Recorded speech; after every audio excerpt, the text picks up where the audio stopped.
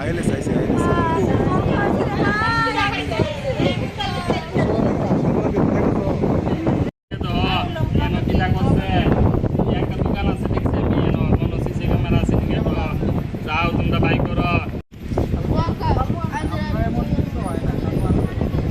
বাজার ওই সাইডে মাটিতে দেখছে না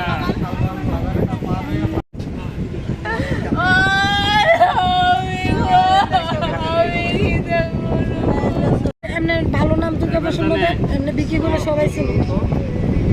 ঘটনা অত্যন্ত দুঃখজনক। আজকে যে ছেলেটি মারা গেছে চুই ক্লাবের সেক্রেটারি, আজকে আমরা ওখানে রাস্তার মধ্যে তৃষ্ণার্ত লোকদের যে জল এবং শরবত তরমুজ ওই অ্যারেঞ্জমেন্ট করেছিল, আমাকে যেতে বলেছিল, আমি সেখানে। তো 2টোর সময় আমি এখান থেকে ফিরেছি। আমাকে যখন এই সন্ধ্যার থেকে আরেকজন ফোন করলো বললো, তখন শুনলাম যে তাকে গুলি করা হয়েছে এবং রাস্তাতেই ডেড বডি ছিল। সেখান থেকে আইএলএস হসপিটালে নিয়ে এসেছে, খবর পেয়ে এখানে এসে সেখানে প্রচুর ছেলেটেলে ছিল। তখন তাদের সাথে কথা বললাম যে ডাক্তারকে বা যা কাজ করতে দাও, তারা সরে চলে গেছে। তো এই ধরনের ঘটনা ঘটেছে আপনি মানে বিষয়টা কি কারণে ঘটেছে কিছু কারণ তো আমি বলতে পারবো না কী কারণে কোনটা হয়েছে। তার বাকি যে কারণ জানে সেটা অনেকে যেমন জানে, পুলিশও জানে, সবার কাছে অনেক কিছু জানা আছে।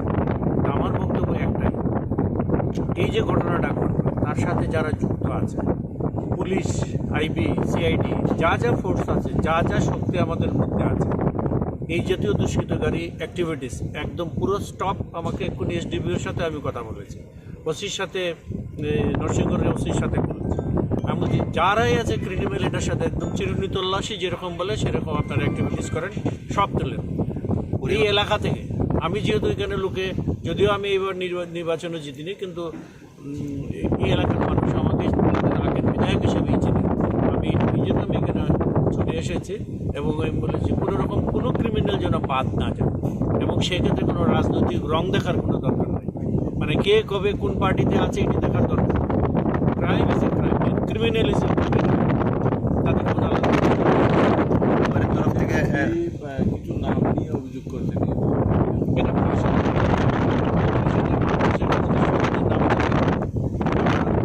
পুলিশ তার একটি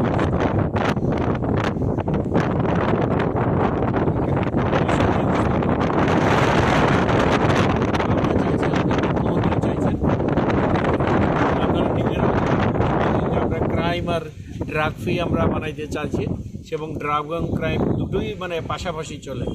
সুতরাং এখানে কোনো কম্প্রোমাইজ, এবং আমি শুনেছি পুলিশ রাস্তায় আছে, সব জায়গায় দেখছে। শুধু রাস্তায় শুধু থাকলে ক্রিমিনালটা ধরা পরিবার একটা অভিযোগ করেছে যে এরা পুলিশের কমপ্লেন দেওয়ার পরে পুলিশ কোনো ব্যবস্থা নেয়নি, তো আজকে ওনার মৃত্যু হয়েছে বা মারা হয়েছে। তো সেই বিষয়ে আপনি কি বলবেন, যে পুলিশ কতটুকু কাজ করবে আশা করছেন আপনি? সেটার ব্যাপারে আমি, যে মহিলা যেটা বলেছে সেটা তার নিজস্ব অভিজ্ঞতাতে বলেছে, আর সেখানে আমার কমেন্টস করার কোনো কারণ নেই। দিলীপবাবু, এই এলাকাটাতে প্রায় সময় এর আগে একটা ঘটনা ঘটেছে, মানে অপহরণ করে নিয়ে গেছে, এখনো পাওয়া যায়।